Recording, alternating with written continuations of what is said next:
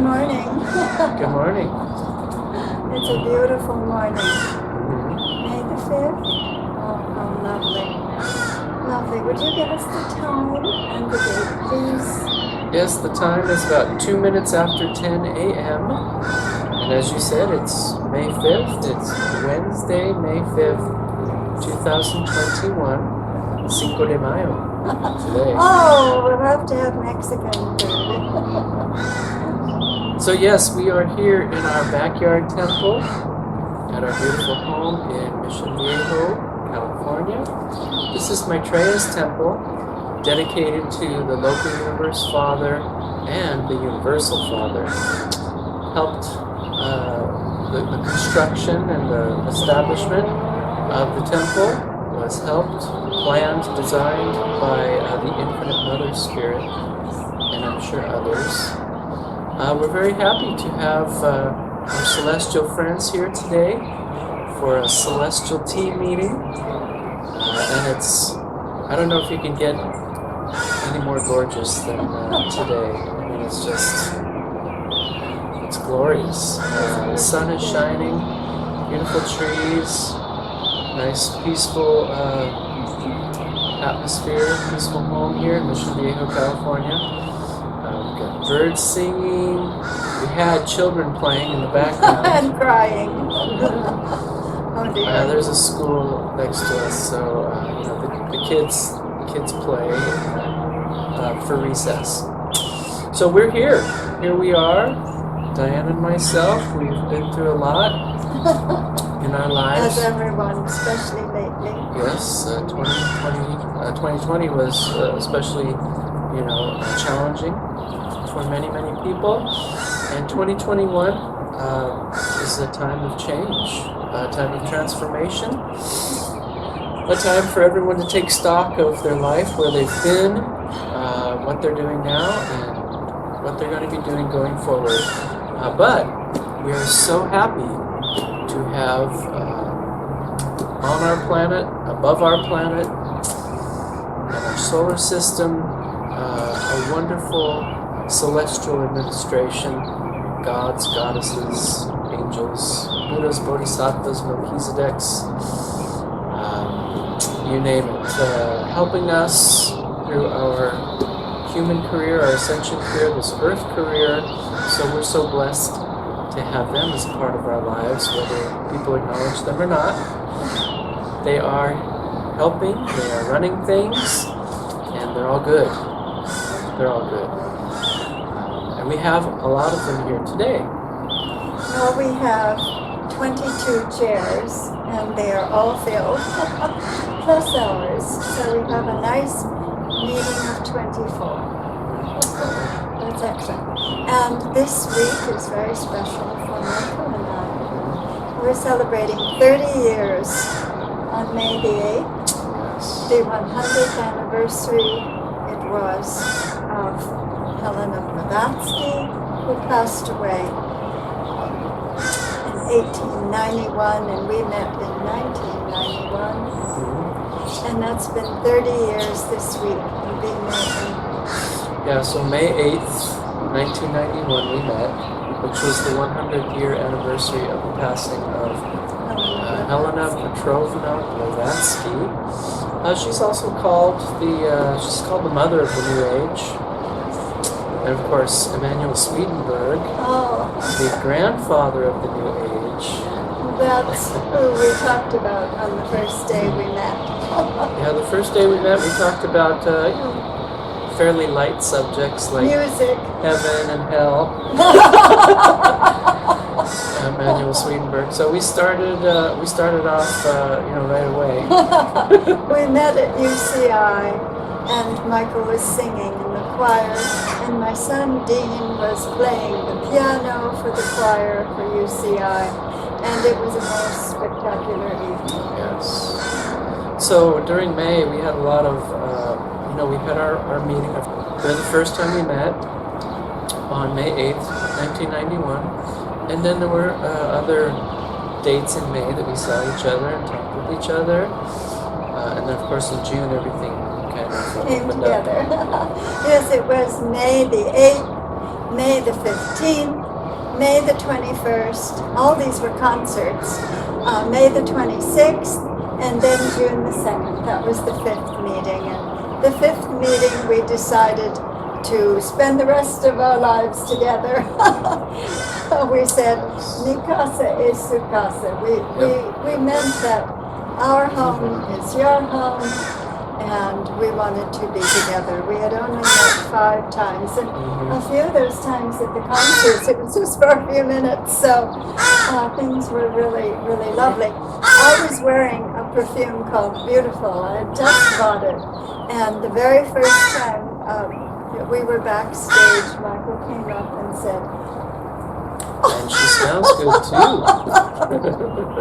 So this was May 8th, 1991. And she's talking about concerts because I was a music major at UC Irvine. So Diane's talking about the concerts at UC Irvine because I was a music major at UC Irvine during that time, and we had lots of choir concerts and all kinds of things, fun events.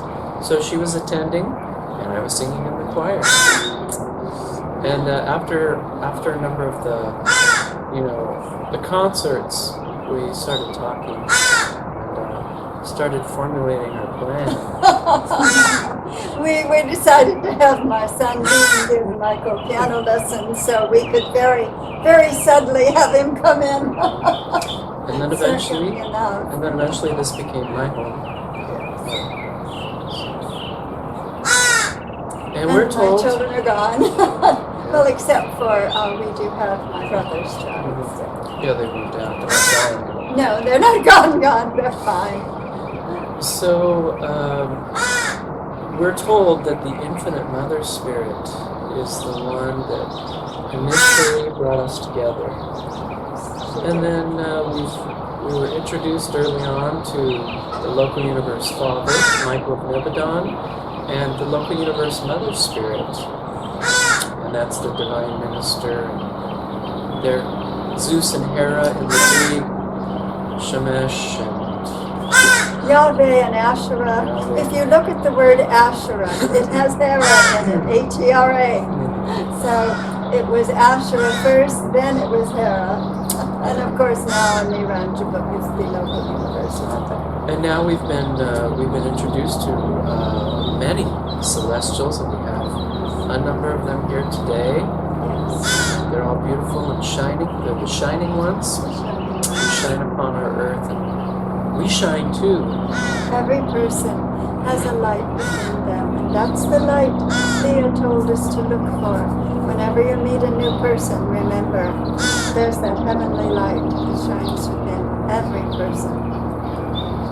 You also shine. So let me ring the chime. Thank you. Get started here. All right. So just close our eyes here. Deep breath. The birds are singing so sweetly. And the crow. Well, we feed the crows, so they do come. All right, here we go. We're going to take a nice deep breath.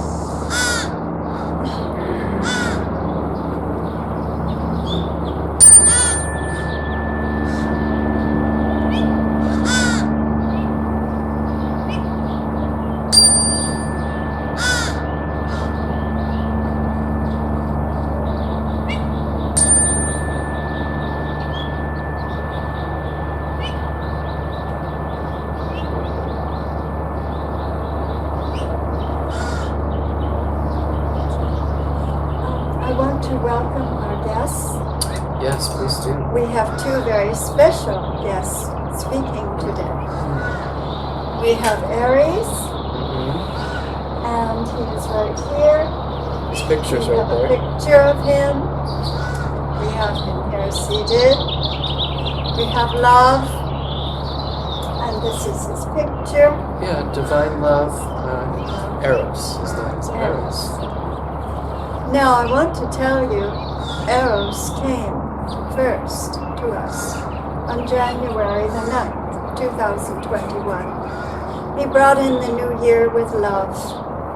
But I want to tell you, love can be tough love. And if you read about Eros, He is loving, and he brings about the most glorious love. But sometimes to do it, it seems like it's tough love, but it always benefits the cosmos and humanity, whatever he does. So I wanted his picture out here because he's very important. He's now the addition to our worldwide religion of love. He has finally come closer to humanity, and every day I look at his picture and thank him for being here. Thank you. Our other guest, we call him Aries, but we learned he has a new name. And it's a new name that really came from the Urantia book to us. It's not a new name from the Urantia book, of course, but it came to us through the Urantia book because we've not really studied about the Sethite priests and the Sethite sanctuaries and the Sethite rituals, and they are in the Urantia book. And we really had not thought too much about that. Well, yeah, we read in the Urantia book that the Sethite cult, or the cult of Seth, was very important to the development of Machiventa Melchizedek's ministry, which of course, through Abraham, led eventually to Jesus of Nazareth, and his teachings and Christianity. So the Sethite cult was very important. And we're learning a lot about that. That was in the Western Desert. The oasis. Yeah, the oases, or the oases is where they had this cult of Seth. And they had rituals. And, of course, they had the bread and the wine, for their rituals. But this was in the Western Desert in Egypt. So this Sethite tradition comes to us from the Western Desert people, foreigners outside of Egypt proper, that developed this Sethite cult, this cult that was that worshipped and acknowledged Seth, and we know Seth now as... Well, I want to tell them that this goes back thousands of years ago. And Seth was an Egyptian god, Seth. And the Sethite culture, though, actually was for the foreigners and for the deserts. But they did have these sanctuaries in Egypt proper. And I found out that Cleopatra had 4 Sethite temples that she administered and paid for. And I thought that was just extraordinary. In fact, a lot of the buildings fell into the ocean in Alexandria. And I suppose they think maybe it was from earthquakes or whatever, but they brought up from the bottom of the ocean the most beautiful artifacts that came from some of these temples where they worshipped with the bread and the wine. And they brought up a plate about the size of a dinner plate. I'm holding my hands about the size because they showed a picture of a diver underneath the ocean with the plate in his hand, so it looked like about the dinner plate size. And it had 6 ounces of gold. It was made of solid gold, 6 ounces. And of course it was round, completely round. And it was a little higher on the edge. And what they would do is they would fill the jugs with wine and then pour some wine onto the plate, the wine plate. And then if they were worshipping or blessing earth, they would just tip the plate a little, and it was on a gold plate. And I don't know if that had to do with it, but they would bless them. Now I don't know how they did their individual partaking of the bread and wine exactly. This is just what was described from the plate. We haven't read about that yet. No, I know some people have. I think Maitreya was saying something about that, but I think it was more when he was a child and watching just contemporary, doings, which are just a little bit different than today, almost the same. But anyway, it goes back to the time when we were told from Elizabeth Clare Prophet that 90,000 years ago, there were 144,000, 12 units, 12 legions of volunteers to come to the earth. And the 13th was the white-robed royal priesthood of Melchizedek. And of course they brought the Sethic rituals of the bread and the wine. And the wine was supposed to be the masculine. Later than 90,000 years ago, though. Oh yes. Right. Not 90,000 No, years ago. They didn't no. bring the Sethites.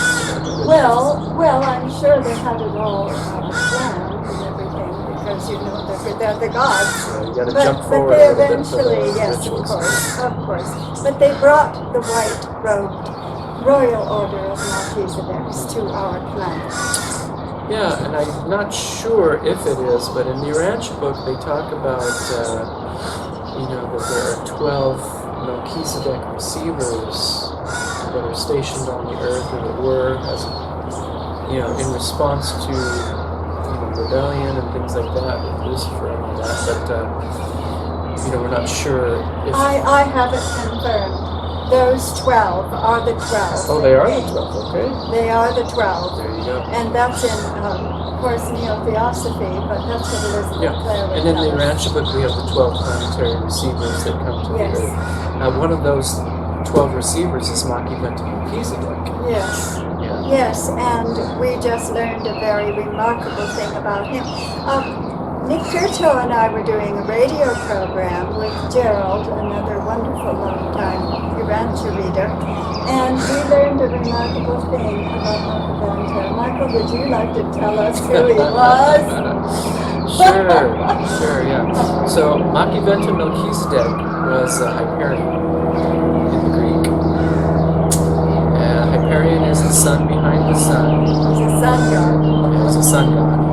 His son is, Helios. of course, Helios. Yeah. But the Hyperion is the sun behind the sun. He's Machiventa Melchizedek. And we're going to be putting out a paper soon, probably before this video comes out. Well, you never know. Depends on how we get to things. That during life, that Hyperion will be the new ruler of this planet. Of the whole planet, yes. He will be the planetary sovereign, installed with his consort, the goddess Thea, the goddess of light and gems and beautiful, beautiful shining ones. And we're told in the Urantia book that during the beginning stages, first stage of light and life on our planet, that Machiventa Melchizedek will assume the title of our planetary sovereign. Yes. We are told that Hyperion is Machiventa Melchizedek, that he will take over as planetary sovereign in the beginning stages of light and life, which really, you'll see in our paper, and we'll tell you right now, isn't that far away. No, actually, we're told that he and Thea will be installed, Hyperion and Thea, as sovereigns of this planet, planetary sovereigns, on March the 23rd, and that will be, no, March 24th, not the 23rd. I think it's probably in the evening, so it's very, very late, but it actually is the 24th. Very, very, it's actually in the morning of the 24th, but they'll be celebrating the evening and the morning. So it'll be 2023. 2023? Yes, isn't it? Yes, 2023 is when he's installed as the planetary sovereign. On March 24th, but very, very early in the morning, and we'll be celebrating on the eve and the morn. Now these are like I said, these are the beginning stages of light and life. All right, so we are going to be celebrating the inauguration of Hyperion and Thea on March the 24th, 2023. It'll actually be the eve before the celebration and the morn. And these are the pre-stages of light and life Yes. on our planet. Yes. There's a process. There's a process of this light and life Pre-dawn. that will be taking a number of years, Stages. if not decades, Oh, of course. to begin. But we thought it would be much later, but they're telling us that Hyperion and Thea will be installed Yes. in a couple years. Yes. 23. And they'll have a new name for the Earth. There will be a new name they'll give us. Hyperion says that Thea and he will give a new name for our Earth rather than just Earth. Or Some Gaia, people call it Gaia, yes. or Urantia. Or Urantia, of course. But we have Aries here, who is Seth. Going Yes, back to and our he wonderful is Seth. friend here, Yes. we want to welcome you, Yes. Seth, Aries. You've been to our home a number of I prefer times. to be called Seth. No, he's Aries, but he is the god Seth, the Egyptian god Seth. And the Greek god Aries. And the Greek god Aries. Yes, and he is also son of Zeus. Yes, Son of Zeus. son of Zeus. Son And, of the local universe father. Seth and also Aries were known as very strong gods. Yes. Oh, yes. Protectors, Yes. very strong. Some say, Seth was an aggressive god in some ways. In some ways. Yes. But they relied on Seth to be a protector, to give them strength, to give them self-assurance, to give them confidence. I was always called, I had a little hippopotamus from the Metropolitan Museum of Art. It was beautifully decorated in bright turquoise, and it had papyrus decorations on it, and it was called Seth. And I never ever thought about it until Hercules Invictus had us do this radio program. Nick Curto, who is a past president of Greater New York, of Urantia Society, and he and I did this radio program with Gerald, like I say, a dear friend, and longtime reader of the Urantia book, and a writer of 4 books himself, I have to admit. So we just never thought about it. And then also I bought Michael a bookend that was in the shape of a ram's head with horns, and that also was what Seth took, just like in Mont Rock, the idea of the ram and the ram's horns. And that was Seth also. But then later in time, during the time of Cleopatra, when she had her Seth temples and administered, he was portrayed as looking like a human being, but with beautiful wings. But he was always called a protector. Yeah. And the foreigners in the 5 oases of the desert of Egypt, they needed protection. Once they went out into that desert, they did not have the protection of the soldiers, the armies of the Egyptian retinue.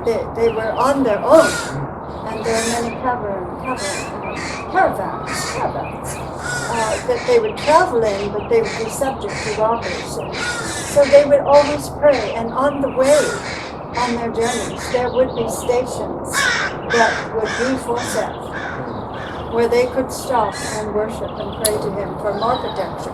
There were stations, waylay Like little stations temples, along, right? out in for Seth. They were strictly Sethite temples. Yes, stations where they could also, in the desert, pray to him. Yeah, so Seth originally was portrayed as having, animal characteristics like the falcon. As a protection. The falcon too. Absolutely right. And then they portrayed him as a human, and then Yes. later with the wings too.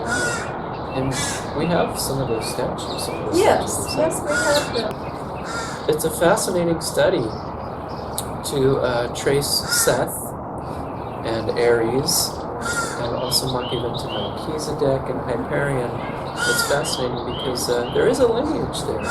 There is, and it goes back thousands of years. And that brings us, from then to Christianity, really. Of course. And it brings us all the way up to, I doubt if many people have heard of Saint Germain and Lord Maitreya. Gerald, our wonderful friend, he brought us affirmations of Saint Germain and Lord Maitreya. And he's been going around to different Urantia friends bringing those to them. And none of them have heard of Saint Germain or Maitreya. Of course we had, because we've been studying theosophy for so many years. Well, it was so strange. I told Gerald, I said, I was sitting at the kitchen table and I said, I've been studying about Saint Germain for 30, 40 years. But I have never ever spoken to him. I have never ever seen anything coming through from Saint Germain, and yet I totally believe. It's not that I don't. And he said, he says, you will. He said, you will. And then lo and behold, it wasn't very long when I said, well, Gerald says that someday I will see Saint Germain. How can this be? Will it happen? And they said, you already have, in a way. And I said, well, how? How could that be? And they said, you have drawn a picture of him recently. And I said, well, I've driven. I don't know what to say. I've drawn. I've drawn. I've driven. I've driven myself to do this. Oh, okay, you drove it. Okay, I see what you're saying. To do this because I had never done a picture of Aries. And I wanted to do a new picture of the not the local Father but the infinite Father. And so I said, is it the infinite Father? And they said, no. I said, well, the only other picture I've drawn is one of Eros. And they said, well, Saint Germain is his team member, you could call it. You could call it that it is his team member. And if you are speaking to Aries, he is hearing. Saint Germain is hearing. They are team members and they work together. They're both kind of boots on the ground, getting into the fray of the conflict and the problem. And that's kind of what the Melchizedeks were. They were the emergency Melchizedeks, the ones that there was a problem, they'd get into the fray of it. I had drawn Aries with a helmet on his head and kind of a protective gear on his face. He was ready for action, ready for battle. And I thought of that, and I thought, well, Aries and Saint Germain are a lot alike that way. But they also do something else that brings Aries, who is Seth, and Saint Germain, who is more, we have heard in our more neo-theosophy, ascended masters. There's something that brings them together over all these thousands of years. And that is, it's not just the bread and the wine, but through the bread and the wine, they give the humanity, or whatever they bless, the violet flame. The blood that is given in the ritual of the bread and wine, and from the Christ, and using his androgynous body, they said that the wine was the masculine, the violet, and the blood was the feminine, the bread. The bread is the feminine. Yes, I said the bread is feminine. You said the blood is the feminine. Yes. Oh no, the blood is the masculine. Yeah, the bread is the feminine. Is the masculine, I'm sorry. Bringing to humanity the bread and the wine from the Christ. And he is with his androgynous body, with the blood that is masculine, and the bread that is feminine, from him transmitting the violet flame through the blood to whatever is blessed, whether it's a person or whoever. So Sethite priests did the ritual, and Melchizedek priests, that is their ritual, the communion, the bread and the wine. But the purpose of it, the same purpose that Saint Germain brings us, to bring us the violet flame. And the violet flame, what does it do to us, Michael? Are you talking about the purging, or are you talking about the violet exactly. light? No, the purging, the violet flame. Yeah, it burns away the dross. Yes. Burns away the selfish desires, the animalistic nature. refines us. It's kind of like alchemy. There's a wonderful book, Saint Germain on alchemy, that the violet flame burns away all the base materials and helps us to transform into spiritual gold. Yes. And this is what Gerald has brought us. As I say, he's a reader of the Urantia book for He's many, an angel. many years. He walks in and you think he's a Christ. Oh my golly, I have to tell you, he didn't eat for 4.5 days. I don't think he sleeps. He meditates and he does the violet flame affirmations. I was ready for him to levitate. I was ready too. But going back to the violet also, there's another Yes. aspect that Yes. Adam and Eve were the ones to spread the violet blood Yes, into humanity. this is in the Urantia. In the Urantia. Yes. Yes. So there are a number of allegorical symbols there for the violet flame and Saint Germain. But the spiritual violet blood is brought to us through Saint Germain and Aries. Yes. It's the blood that refines us. And that's what Saint Germain and the Ascended Masters and the Ascended Master tradition, that's what they do. They help us to become better. They help us to rise out of that dross and our selfish animalistic desires to become more spiritual. Eventually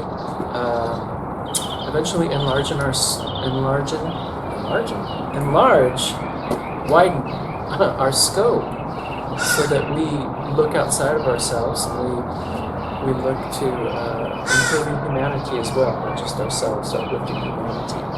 Well, this is the extraordinary part of this. Them telling me that I had drawn a picture of, and now I know, Seth.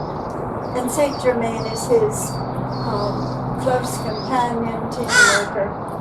And Gerald, bringing into us our home the violet flame affirmations of Saint Germain and Lord Maitreya and Orion. This all came together, and then Hercules Invictus putting us on the program with Nick Gerto to talk about the Sethite priests and to talk about Machiventa. And we found out about Aries being Seth, the god Seth of Egypt. We found out Saint Germain being an Saint aspect. Germain being aspect or a closely ascended linked. master team member of Aries working together with the violet flame. We found out Machiventa of Melchizedek was actually Hyperion, and he did introduce himself as a Melchizedek. Hyperion introduced himself. Yeah, that's in the upcoming paper too. That we had a team meeting in 2017, August 5th. August 5th, 2017, with 4 Melchizedeks, We were told 4 Melchizedeks were coming. and one of the Melchizedeks was Hyperion. And there were 4. The first one, first of all, Michael did the meeting. We did the meeting, and he videoed it. No, I made a video of You it. made a video Yeah. of it. And he said, I really want to put this out with pictures. Can you draw a picture of the 4 Melchizedeks?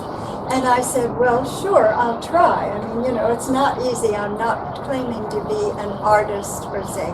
But I said, I'll try and draw what I can. I drew a picture of the 4 Melchizedeks. And after I did it, I came to Michael out on the porch out in the front of the yard.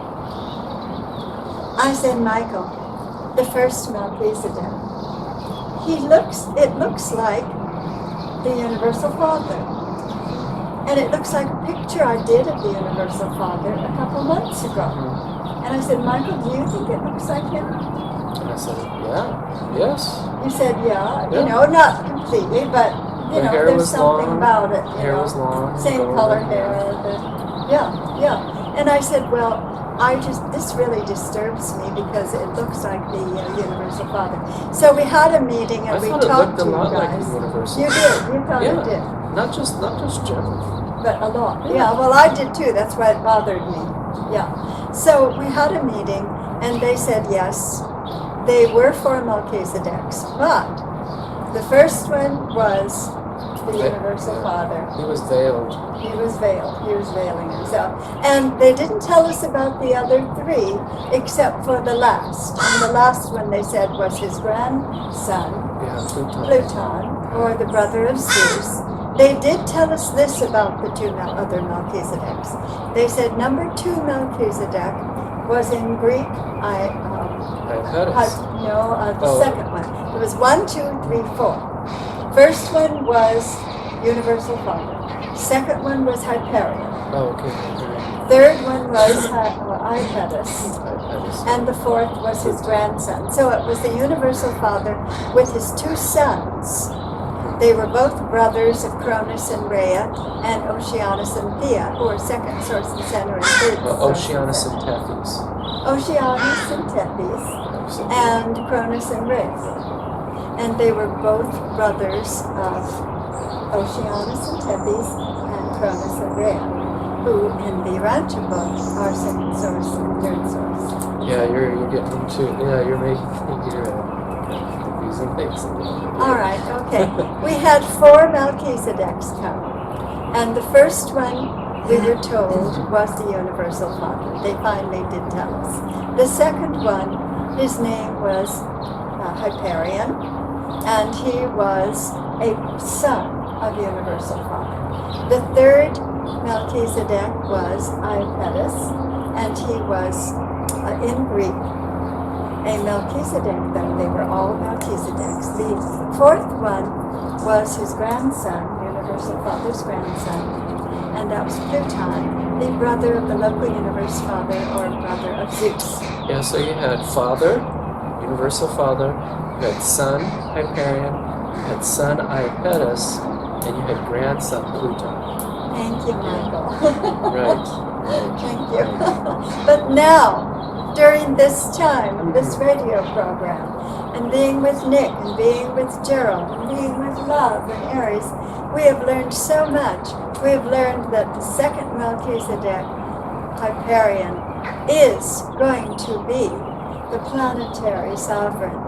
And he is Machiventa in the Urantia book. And he was a Melchizedek and introduced himself to the world as a Melchizedek. The third one is his brother Ipetus, but the glory of that is we were told that he is El Elyon. Yeah, that's... that was the big surprise. That was a very big surprise for us.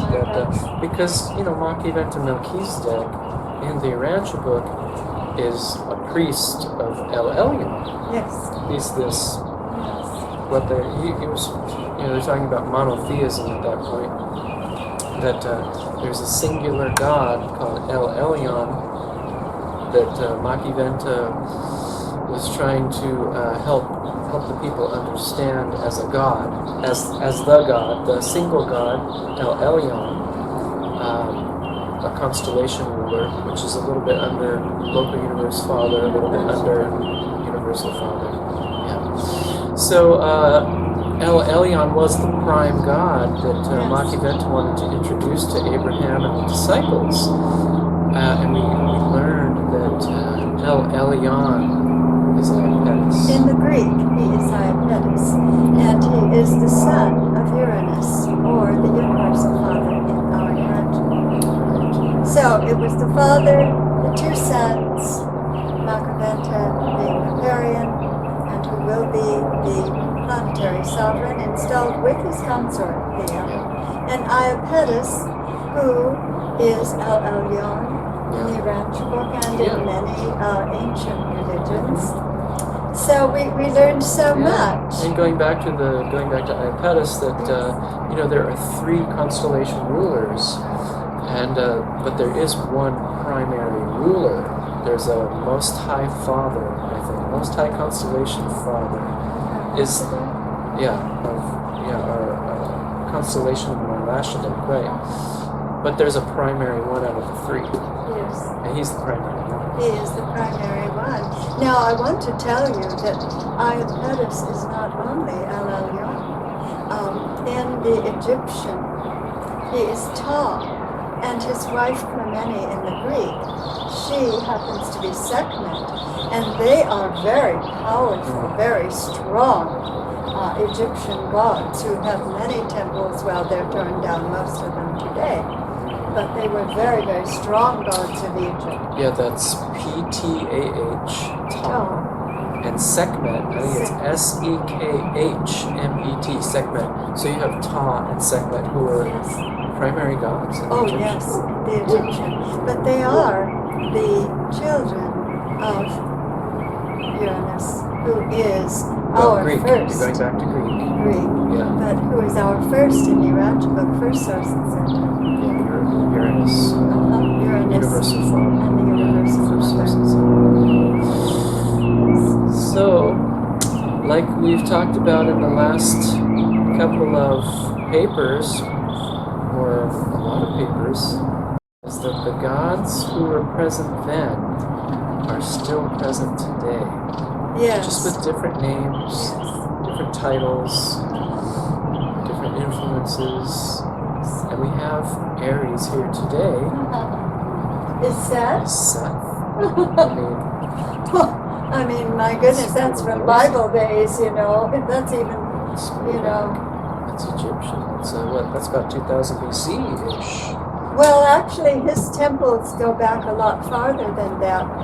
The very earliest that we know is 3000 BC, that they were actually doing the rituals and everything. So it could be earlier. So when Machiventa was talking about Seth and it was all about that, 2000 BC. it had already been developed. Oh, several thousand years. Yeah. Oh, 1,000 years. Oh, yes. That's right. And protecting the poor people who were out in those deserts. Once they left the big cities, the civilized cities, they were on their own pretty much, you know. So, Seth, Aries, Saint Germain. They have been bringing us the violet flame. I know I was talking to a lot of people lately. I was talking to Jim Cleveland, who is the, well, what would you say? He's probably like the point man for, for the teaching mission network. And I said, you know, I doubt if Gerald had brought Saint Germain and Moria to us, and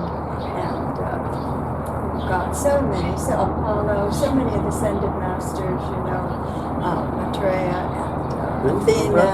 Gerald brought the Protestant. Well, he didn't bring us those. Well, he brought us those are the Saint Germain and Lord Maitreya. Yeah, he didn't bring not all of them. Moria to us, but there is an ascended master tradition that Gerald's talking includes about. all of those and a lot of the Greek, you know. So it's just so different from the Urantia. I couldn't believe he was bringing that to me. Because Gerald. he didn't know that we knew anything about or had been with Summit University, or we had been with the Grace Kanoki with our Orthodox Theosophy. She was the head of America. So Diane was very surprised when Gerald was bringing to us Neo-Theosophy. Yes, that goes way beyond Urantia book studies, bringing us affirmations from Saint Germain and Lord Maitreya. Because he's been reading the Urantia book for over 4 years. And usually if you're in the community and you've been reading for 30, 40 years, usually you pretty much stay to the Urantia book. Right, so we were very surprised. Teachings, nomenclature, the narratives, the accepted expressions in the community. So Gerald totally blew us away. He totally blew us away with that. But the thing is that in the Urantia book, we read about magisterial missions. Right, we that do. there are celestials that go to planets like Adams and Eve's Yes. and Machiventas. planetary sovereigns, Melchizedek's. But there are magisterial missions. Yes. And we found out before 2017 that Lord Maitreya, or a magisterial son of Paradise Son, was going to be starting a magisterial mission on Earth. We found out it was Lord Maitreya. So, and of course in the teaching mission, they are talking about a magisterial son, a magisterial mission that will be rectifying all the past problems. And that's what we have today. We have celestials now that are heading us toward light and life. They are repairing, they are correcting some things that humanity has done out of their own free will that has brought them a little bit behind schedule. So the celestials have come. They're trying to communicate to us about what they're doing because they're working. They've always been working, and they're working now behind the scenes to get us up to snuff. Yes, they are. And Gerald is bringing these affirmations of Saint Germain and Lord Maitreya to Urantia people because he cares about them. They are his home, his family. And he's been going to them, and they've been so kind to him. And he came in my door and said, I can't believe that I am welcomed in your home like this. And I said, well, of course. I said, but you have to understand, we know what you're doing. I mean, we've been with Maitreya, Lord Maitreya, and Saint Germain I've been for 40 years, 50 years. I mean, so, well, let's see, the 1960s, that's a long time since the 1960s. My mother and father joined Elizabeth and Mark's university back in 1960s at the Broadmoor Hotel in Colorado Springs. Yeah, it's Elizabeth Clare Prophet and Mark L. Prophet. Yes. Church Universal and Triumphant. Yes. Summit Lighthouse University later. Yes. Neo-Theosophy. Yes. But getting in depth about what the Ascended Masters were doing, what they wanted to do at that time and in the future. Yes. Whereas the Mahatmas, they talk about the Mahatmas in Neo-Theosophy, but Blavatsky Theosophy. But the Ascended Masters were really brought to the fore in the West by Elizabeth Clare. Well, actually, by the I Am movement. I Am movement. And the ballads. The ballads. Yeah, I Am is mentioned in the Urantia book, too. Which is New Age. Yes. It's definitely New Age. So we have had a little bit different background before we came into the Urantia Society. But the last time I saw Elizabeth, it was at the Masonic Lodge in San Diego. And she gave a dictation from Saint Germain, who is associated very, very closely with you, Aries. My picture is here, and he is here with us, the glorious one of all. And of course, love. We all know and worship you as being glorious. Please forgive me if I say one is more glorious than the other. I don't mean it. I'm just exclaiming how we feel about you all. But there he was giving this wonderful dictation through Elizabeth, and I got to go up afterwards and talk with her and meet her again. I kept meeting her in Colorado, but California was where she finally moved, and I moved, so I got to bring my whole family, my new family, my own children, and we got to see her in Los Angeles and other places, so it was really exciting to see her again. And also a gentleman was there in 1989 with me on that stage with Elizabeth when she put the beautiful green emerald across my forehead and blessed me, was a gentleman I finally met only just 2 years ago. Yes. Almost 3 years ago Lives now. near us, relatively. And he's only 45 minutes away. Dennis Fisher, who is a part of the Hearts community. Yeah, Heart Center. Heart Center is actually the name. And Hearts, he was there on the stage with me that night, and we hadn't seen each other from 1989 until 2018. You can believe it. And we were both there with Elizabeth that night and remembered so clearly how wonderful it was. And when I stepped outside and I went to get in the car, I've told Michael about it, I stepped on something hard, and you remember Saint Germain.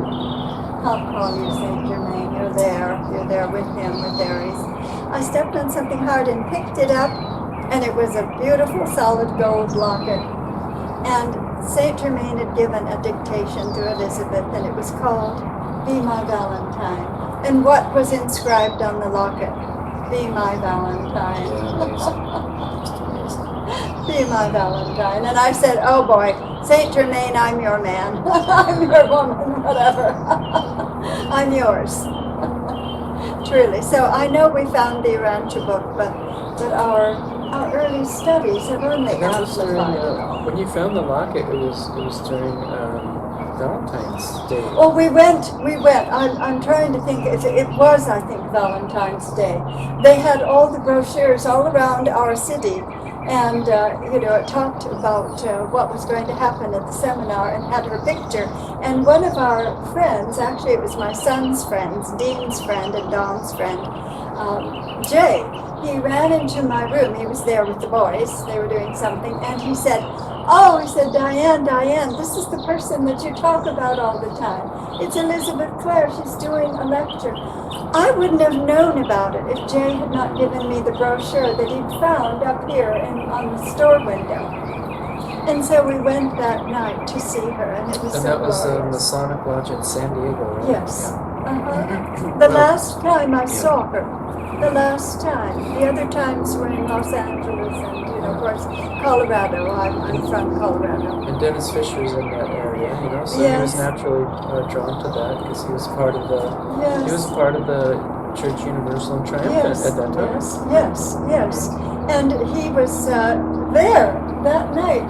We were both on the stage, right, just within a foot of each other with Elizabeth together. And then I got to see him again after all these years. And we have pictures of Dennis Fisher at his Yes, home where we went to do. his home a couple years ago. Yes. And he's a very wonderful man. He yes. has meditation groups in his home. Yes. Well, he did until the COVID came. But we got to he's see a, him because this was 2018. He's a supporter of our work. Yes, he does. He supports our work. He really does. He really called does. us up one day. Actually, he called us on our 25th anniversary. The day of our 25th anniversary, he called us and said, I believe in what you're doing. Yes.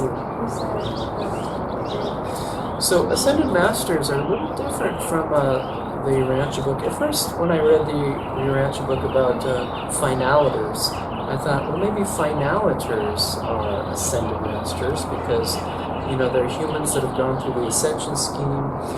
They've mastered the finite level of existence. They go to paradise to have a ceremony. Well, they could be Ascended Masters, though. They Yeah. can be. No, I'm just telling them Yes. what my process was. Right. Yeah. So They can be. yeah. So that's who I They thought. are. That's who I thought Ascended Masters were. So they attain paradise, but what they do is interesting. In the Urantia book, the finalitors, they attain paradise. They attain the Father. They master finite reality. But they come back. Yes, they come back. They come back to spheres where ascending mortals are going through their human evolution, their ascension scheme. The finalitors come back to help the humans. They're Just like the like the Ascended emergency Masters. Machiventa. They're like the Sure. emergency Melchizedek. Who knows, who knows what their names are or titles Who knows what are? their names and But they titles come back. are. Of course they do. They come back like bodhisattvas. Yes. Or like Buddhists that don't attain enlightenment so they can help humanity. Lord Maitreya, he's getting right here with boots on and ready to get into the fray. He went to North Korea and got in there himself. He said that he incarnated And the Middle got East. in there. went into the Middle East, got in there. The Taliban's They are, starting they're to, like the emergency Melchizedek. Taliban's starting to make some Urantia. problems again in Afghanistan. Yes, So yes. I guess Maitreya will have to go back in there a little bit. But you see the Ascended Master thing.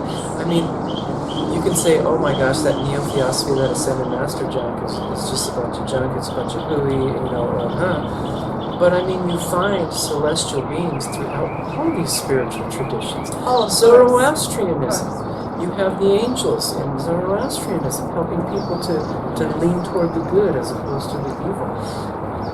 They have been here forever. Oh, of course. Helping us, whether they're ascended masters or finalitars or angels, bodhisattvas, Buddhas, celestials. Well, love has come, and what is he coming to do?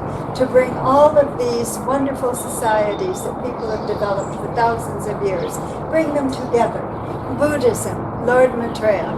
What is happening? Here he is smack in the Urantia book because he's the magisterial son. He is the Lord teacher. He is the last Buddha. He is the one who is leading, Maitreya, is leading this wonderful magisterial mission. There he is, smack in the middle of it. They're at Saint Germain. And Saint Germain. Aries, Seth. Aries, Seth. He is Seth. You know, you can't say, oh, it's not Aries in the Urantia. But if he's Seth, then he's the whole shebang of the Melchizedek order. Just he's known later as Aries. No, later. That's all. That's all. So that's why Aries / Saint Germain is here today, is to help us. And love, because he wants to bring it all together. He wants the Buddhists, he wants the Muslims, he wants the Christians, he wants the Urantia book readers. He wants all of them to come together because the gods are all working together. He wants humanity to work together. Yeah, and if we're to be heading toward light and life, and of course the Aquarian age, and what is going to mark the beginning of the Aquarian age, but Hyperion and Thea taking over as our planetary co-sovereign, bringing light to our planet, the sun behind the sun. Light. Then why not have everyone come together for the Aquarian age? And that is one of the elements of Aquarian age. It's universal harmony, it's universal brotherhood, sisterhood, it's everyone thinking about others, no matter what their skin color is, no matter what their religion, no matter where they are, who they are, that everyone has enough food, shelter, clothing, and love to sustain them, and sharing it with others. So instead of me, get, it's all about me. No, it's all about the collective. Well, I read somewhere that if everyone had enough food and all the basics, they can be as happy as someone who has a fortune. If you have everything you need, you can be as happy as anyone. So I guess what we need to do is to burn away with the violet flame, the greed, and let the violet flame encompass us. And these affirmations that Gerald is taking around to Urantia people, because those are his friends, of course, to help them. He's bringing them to help them. Let's burn away. Let's burn away the evil, the greed, the selfishness, and let's bring in more brotherhood, the brotherhood of love. So imagine that violet flame enveloping all of the earth and surrounding, and that violet flame fragments into 7+ billion little violet flames, purging all of the dross from each person, lifting them to a more spiritual existence. We take a deep breath. Imagine the violet flame enveloping all of our world and everyone on it.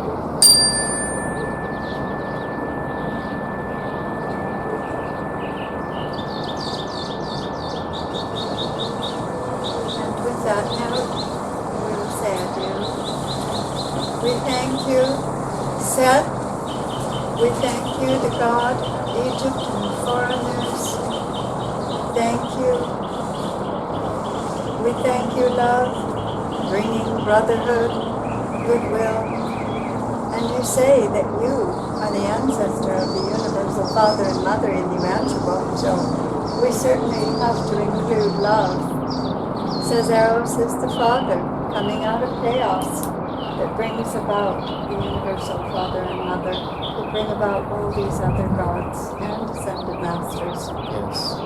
Like Saint Germain and Lord Maitreya and Goddess Athena and descended masters. They do name a lot of the Greek gods Apollo, descended masters. They do include. Very interesting. Yes, with love as the source of the I am lineage. Yes, yes. When you read about the I am in the Urantia book, love is there. It's him. It's him. It's from him. God bless everyone in the world. Everyone. Thank you so much for coming.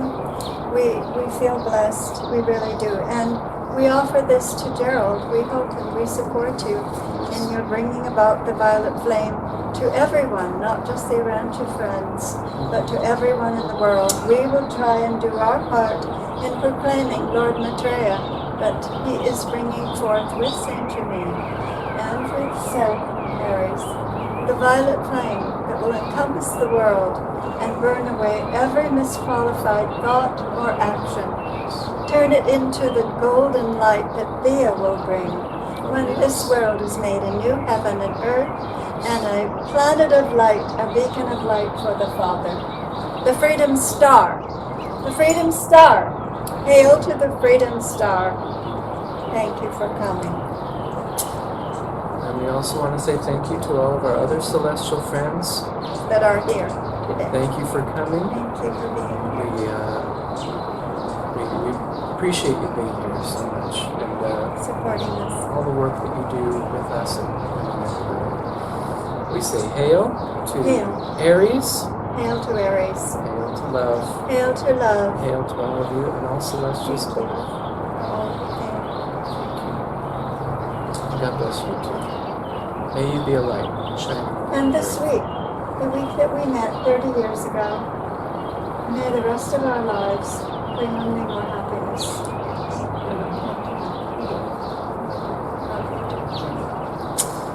All right.